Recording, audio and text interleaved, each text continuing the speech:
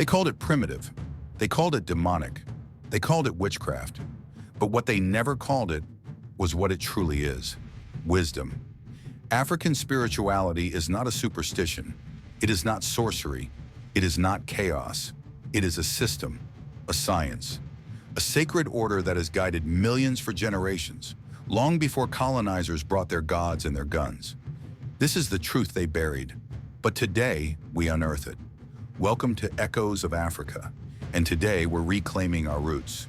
Before the Bible, before the Quran, before European missionaries stepped foot on African soil, there were shrines, there were oracles, there were sacred forests and ancient chants echoing through the night.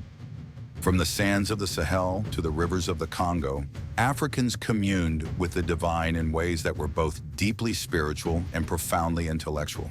Because African spirituality is not about fear, it is about balance. Let's begin with the Yoruba of Nigeria. Their spiritual system, known as Ifa, is one of the most complex and complete systems of thought in the world. Ifa is based on Olodumare, the supreme creator. But Olodumare does not work alone. He sends emissaries, called Orisha, forces of nature that guide the human spirit. Shango is the Orisha of thunder and justice. Oshun, goddess of rivers, fertility, and love. Ogun, the spirit of iron and war. Each Orisha is not just a deity, they represent a principle of life. Devotees don't just worship them, they understand them.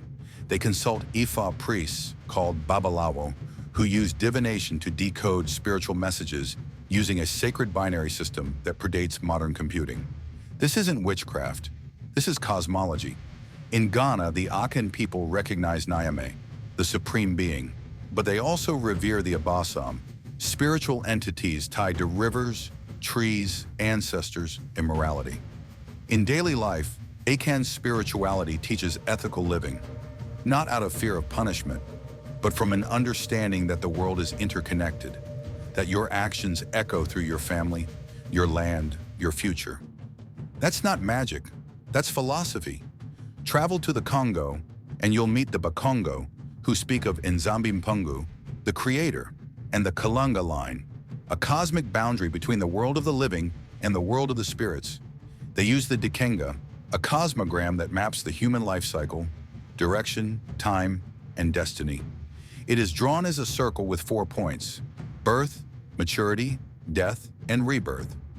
This isn't just art, it's spiritual geometry. You see, African spirituality doesn't separate the spiritual from the physical. It doesn't split the sacred from the secular. Everything is divine. Everything is energy. Everything is connected. So why did they call it witchcraft? Because it scared them. Colonizers and missionaries could not control a people whose power came from within, so they demonized it. They called ancestral veneration idolatry. They called sacred dances pagan. They called herbal knowledge black magic. But what they were truly doing was erasing memory, because memory is power. They replaced Orishas with saints. They burned shrines. They renamed spirits as demons. They banned native languages in prayer. And then they gave you a new name, a new god, and a new shame. But African spirituality never died. It survived in the whispers of elders, in the rhythm of the drum, in the herbalist's hands, in the dreams of the gifted. And across oceans, it took root again. In Haiti, Vodou. In Brazil, Candomblé. In Cuba, Santeria. In the American South, Hoodoo. These weren't foreign religions. They were African belief systems in exile. Systems that adapted, merged, survived through chains across plantations, under threat of death. That's not witchcraft. That's resilience. Today, young Africans are asking questions again. They're going back to the roots, not to reject their modern faiths, but to understand where they came from. To find meaning not in what was imposed, but in what was forgotten. And what they are discovering is profound. That African spirituality is holistic. It includes the land, the body, the ancestors, and the future. Decentralized, no pope, no book, no empire, just elders, oral knowledge, and sacred practice. Practical, tied to healing, justice, birth, death, purpose. Symbolic, full of rich metaphors, sacred numbers, hidden meanings. Scientific, coded in patterns that mirror quantum thinking, systems theory, and deep psychology. This is not a call to abandon your current beliefs.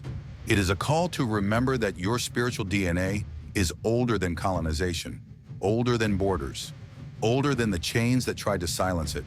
You are not cursed, you are not lost, you are not damned, you are divine. And your ancestors knew it. They didn't just look to the sky, they looked at the soil, to the rivers, to the wind, to the stars, and they saw spirit in everything. That is not witchcraft, that is wisdom. So the next time someone tells you African spirituality is evil, ask them, do you even know what you're talking about? Because we do, and we are done hiding it. This is Echoes of Africa, where truth has a voice, and the echo has returned.